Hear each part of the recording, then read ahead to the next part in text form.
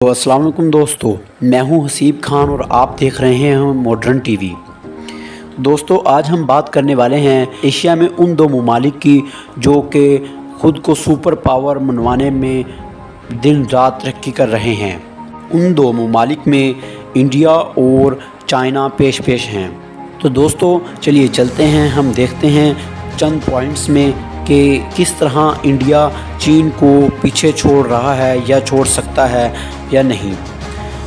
Number 1 پر ہے، کیا India چین کو پیچھے چھوڑ کر عالمی سپر پاور بن سکتا ہے؟ نمبر 2، انڈیا کی معاشی ترقی کی رفتار کیا ہے؟ نمبر 3، چینی فوج میں کی گئی سرمایہ کاری۔ نمبر 4، عالمی علاقائی سیاست میں متبادل۔ تو ان 4 ٹاپکس پر آج ہم بات کرنے والے ہیں۔ نمبر 1 پر تھا، کیا انڈیا چین کو پیچھے چھوڑ کر عالمی سپر پاور بن سکتا ہے؟ دراصل اقوام متحدہ کے مطابق حال ہی میں انڈیا چین کو پیچھے چھوڑتے ہوئے دنیا میں سب سے زیادہ آبادی والا ملک بن گیا ہے۔ لیکن کیا انڈیا چین کی برابری کر سکتا ہے؟ اپنے اس عالمی سپر پاور پڑوسی کو پیچھے چھوڑ سکتا ہے؟ اقتصادی، جیو پولیٹیکل اثر و رسوخ اور فوجی طاقت کے لحاظ سے چین کو انڈیا پر اچھی خاصی برتری حاصل ہے، لیکن تجزیہ کاروں کا کہنا ہے کہ یہ صورتحال تبدیل ہو رہی ہے۔ سال 2001 میں معاشیات کا نوبل پرائز لینے والے مائیکل سٹینز کا ماننا ہے کہ انڈیا کا وقت آ گیا ہے۔ اسٹینفورڈ یونیورسٹی کے ڈین اور پروفیسر نے بی بی سی کو مطالبہ کیا کہ انڈیا چین کے برابر پہنچ جائے گا۔ چین کی معاشی ترقی کی رفتار سست پڑ جائے گی مگر انڈیا کی کم نہیں ہوگی۔ تاہم انڈیا کے لیے چیلنجز موجود ہیں۔ چین دنیا کی دوسری سب سے بڑی معیشت ہے، جو 5ویں نمبر پر ہے کے مقابلے میں تقریباً 5 گنا بڑی ہے۔ انڈیا میں متوسط طبقے کی تعداد ذرا چھوٹی ہے اور چین کی طرح کامیاب ہونے کے لیے انڈیا کو تعلیم، معیار زندگی، صنفی مساوات اور اقتصادی اصلاحات میں بھاری سرمایہ کاری کی ضرورت ہوگی، اور عالمی سپر پاور ہونے کا آبادی اور معاشیات سے کوئی تعلق نہیں۔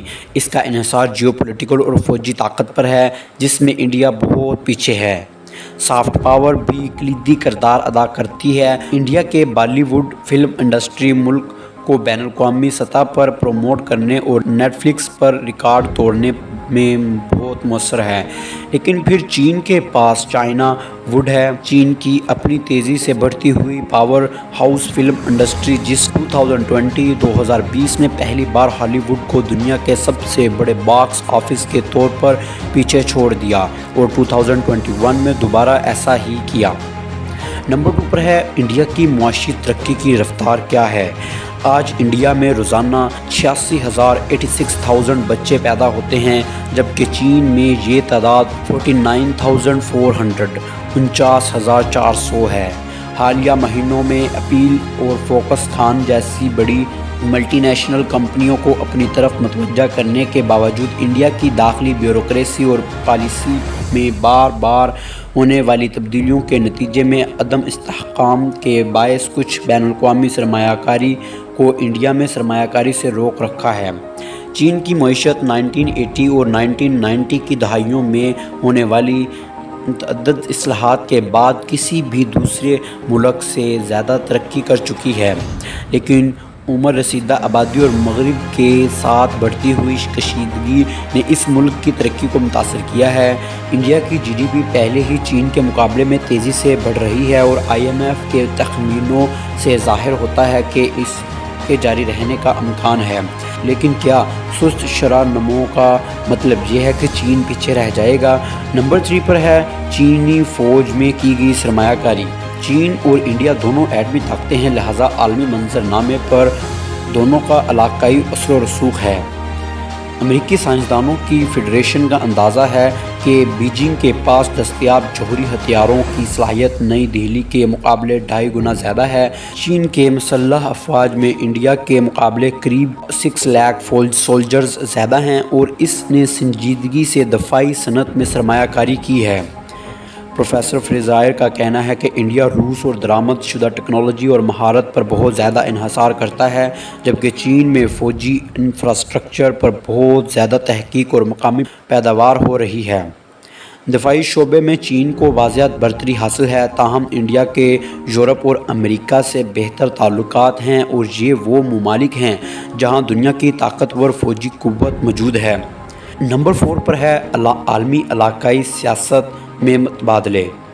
انڈیا اس سال G20 اجلاس کا میزبان ملک ہے اور ملاقاتوں سے ظاہر ہوا ہے کہ یہ عالمی دولت کے 85% حصے میں خود کو فروغ دینا چاہتے ہیں۔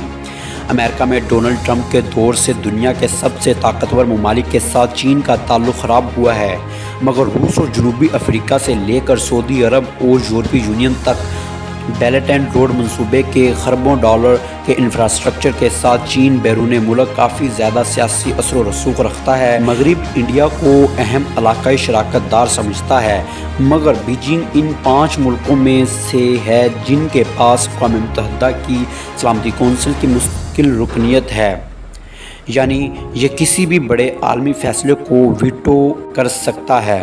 انڈیا اور دیگر ترقی پذیر ممالک اس صورتحال کو کئی دہائیوں سے بدلنے کی کوشش کر رہے ہیں، مگر اس حوالے سے کوئی کامیابی حاصل نہیں ہو سکی۔ موجودہ متبادل برکس اتحاد ہے جس میں برازیل، روس، انڈیا، چین اور جنوبی افریقہ شامل ہے۔ اس کا مقصد شمال کے عالمی اثر و رسوخ کا مقابلہ کرنا ہے۔